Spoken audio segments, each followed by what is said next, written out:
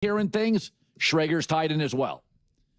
So Zerline has him moving up to get Arvell Reese, who drops down to 6 because there's a lot of talk the Giants like Caleb Downs, the safety out of Ohio State, and Schrager's got him trading up to get the best corner in the draft, which they need. Here's why you don't do it. There's two things about the Cowboys that are clear. The offense is excellent. No team in the NFL had fewer drives end in a punt than the Cowboys. They have a great offense. They drafted a couple of interior offensive linemen the last few years. They're both fantastic and getting better, like Pro Bowl level players. They got a good tight end, 2-star receivers. Their offense is fine. Their defense, opposing quarterbacks had 110 passer rating. So what they need is depth and secondary help. And just to prove it, Dallas has a lot better players at the high end than people give him credit for. I'm going to put their top 10 players out. Not that many teams have 10 players this good at the top. CeeDee Lamb, one of 3 receivers, 5 straight 1,000-yard seasons.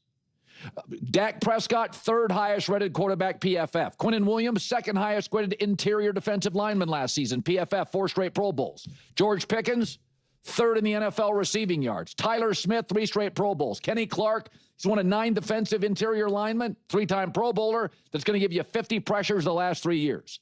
You got the best kicker in the league, Tyler Booker, unbelievable young offensive lineman, 3rd highest rated blocker among all rookies last year. You got Rashawn Gary. Again, there's a guy that gets to the quarterback and gives you 40 hits, 40 tackles a year. Best kicker. Jake Ferguson, only 2 tight ends in football, had 80 catches and 8 touchdowns last year. I didn't put DeMarvion Overshown on this list, but they have 10 really good football players, B to B plus to A. They don't have depth, and they're bad in the secondary. And you can suggest if they keep their picks, here's the players they're going to get. Exactly what they want. The second best corner, Jermon McCoy out of Tennessee. Big time needed corner. Second best corner. And then Oregon's got a safety, Dylan Thiemann. That's the best safety. It's a great safety class. So literally Dallas can address exactly what they need. Because when they moved off Micah, they get Kenny Clark, Rashawn Gary. They got Quinnen Williams. They are good up front defensively. They're good on the offensive line.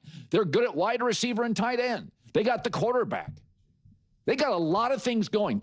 We question the coach, and the secondary is atrocious. Now, the good news is the quarterbacks can be hit and miss in their division. Jalen Hurts, is Jaden Daniels healthy? Jackson Dart's a kid. So Dallas has the best sit-in-the-pocket quarterback in their division. But what the draft is going to provide with 2 first-round picks, exactly what Dallas needs. Why would you give them up? I mean, their argument is, well, we can go up and get the best corner. All right, you're still a mess at safety. Yeah. So I actually mostly agree with Colin here, in the sense that I'm much more in favor of spreading talent across your defense rather than pooling it all into 1 or 2 stars. That was the whole argument people made about Micah, right? He's great, but he's just one player. What can he really do in the playoffs? Blah blah blah. I'm much more in the camp of, unless your team is already complete and you're literally one piece away, if you have multiple picks, like the Cowboys situation right now, I just want as much talent as I can get. I want to keep acquiring young, rookie contract talent on defense and build from there, rather than trying to concentrate everything. When you really look at all the truly great defenses, sure, some have obviously special players, I'm not denying you need a few special guys. But the truly elite defenses? You just look down the roster and no matter where the offense goes with the ball, there's a body there. Someone gets the job done. Look at the most recent great defenses, the Seahawks, the Texans, the Eagles, the Chiefs, the Chargers, the Broncos. Again, I'm not saying you don't want elite talent. But if you're not crossing your T's and dotting your I's for the rest of the unit, it completely falls apart. On offense, it's less extreme. You can get away with having 1 superstar, 1 A-plus guy. I feel like that can carry an offense much more, as long as you have the right coach, as long as your offensive line is good enough. You'll fin. A way to establish the run. You'll find ways to use your elite wide receiver 1 to feed off your tight end, your number 2 receiver, screen passes to the running back. You'll find those ways, again, as long as your coach is good enough and your line isn't an absolute disaster.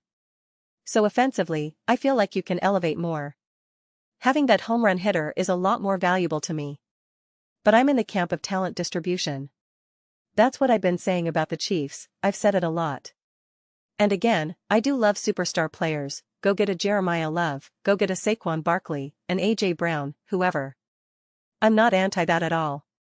But if you have two superstar elite receivers like George Pickens and C.D. Lamb, plus a good enough quarterback in Dak Prescott, that immediately does damage. Damage. Throw the equivalent onto your defense, whatever mix and match you want, that's not automatic damage. It's just not. It's great, it'll help you, you can build a good defense. But it's not automatically game, set, match. That was kind of what the Rams had going last year. So I really understand where Colin is coming from.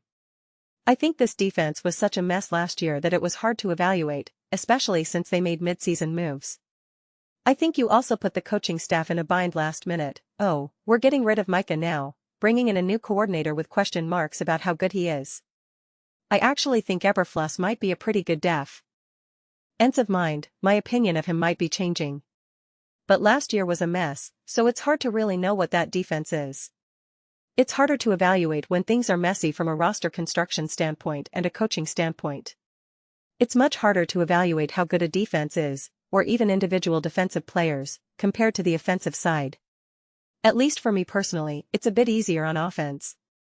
I can watch and say, okay, I know there's some chaos, I know his numbers weren't great, but I feel like he's a lot better.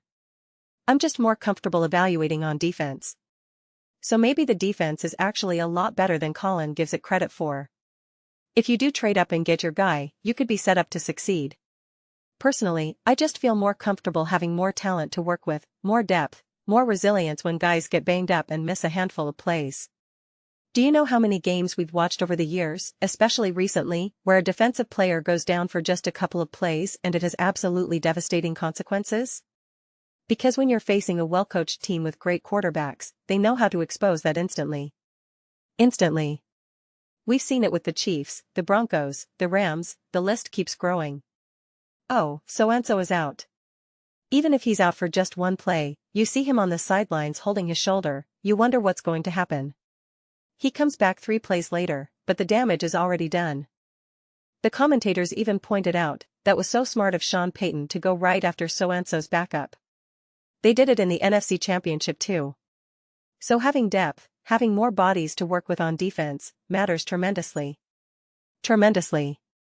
If we look at all these great defenses and how they've risen to the occasion over the last few years, they've had great players, sure. But it wasn't led by the truly special elite. Oh my gosh, that's Myles Garrett or that's Micah Parsons. Even the Packers survived when Micah went down. Hack did an awesome job. They're better with Micah, no denying that. But if you have enough talent to work with and the right defensive coach, you can do damage. You can do damage. So that's where I'm at with the Dallas Cowboys right now. Like I said, I stand by this, it's a lot harder to sit at home, watch these games, and get a strong sense of how good or not good a defense can be when things are a little incomplete and messy. But just want to emphasize, I'm going to be live streaming the draft. I should have said this earlier. I'll be live streaming the draft wherever it starts, wherever you are in the world. I'll be doing it from the jump. So definitely, please join. We did it last year and it was a lot of fun. I'll be doing the vertical stream, you just go to the shorts or whatever, click the profile, and it'll be there. I feel like that's a bit easier for you guys to watch, it's not a full YouTube video, just more vertical. So definite. Please check that out. If you're watching this video, maybe we're already live streaming. So click the profile picture and let's get into it. It seems like there's going to be a lot of action in the draft, or so they keep trying to tell us. I can't tell if it's real or just trying to get everyone to tune in because there aren't many quarterbacks going, and they're afraid people won't watch as much. Because the reality is, the vast majority of people have no idea who Reuben Bain Jr. is, or Sadiq, or Mekhi Lemon. They really don't. They know quarterbacks. They know Fernando Mendoza. More people know Ty Simpson than they know Jordan Tyson. I believe that to my soul. I know a lot of people watching this watch a ton of college football, I get it, you know more than the average person. But the average person just knows quarterbacks. That's why all we ever talk about is quarterbacks. I guarantee there are so many Cowboys fans right now who can't name 5 defensive players on the team. That's just how it works. That's the way it goes. Quarterbacks are king, and I understand why. It's a lot easier to filter views through that lens. But I'm actually really excited because I do think there are a lot of fascinating, great position players who can all have massive impacts on a team. It's kind of a who's who, a mixed bag of where are all these guys going to go. Who is it worth trading up for? It all depends on where you are as a team. It can make sense for a team like the Eagles to trade up, or the Rams. I'm not saying they will, but I understand where they are from a roster construction standpoint, different Super Bowl timelines, different roster timelines. I don't think it makes sense for the Commanders to trade up.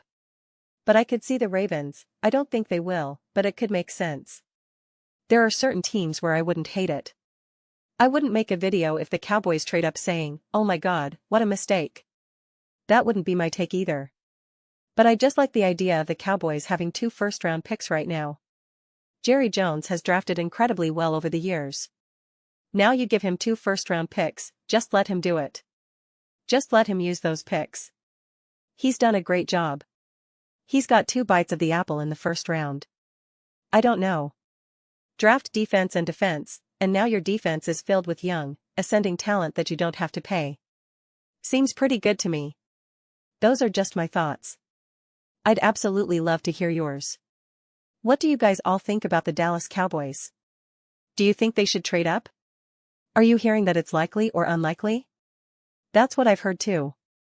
I heard that reportedly, I know this isn't what they're showing right here, but it's been reported that the Cardinals and the Titans are open to trading down, with the Cowboys on the receiving end.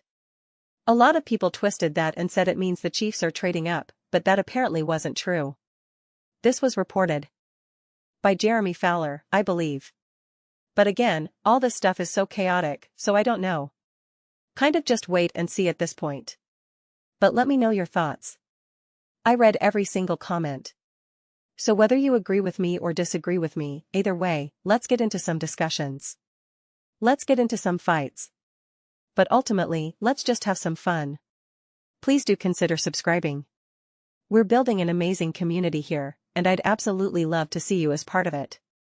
I want to build something that we all genuinely feel connected to. Something that we're really excited to be part of. I think we're well on our way to doing it. Please don't forget to give this video a thumbs up. It really does help with visibility and the algorithm. Thank you so much. See you next time.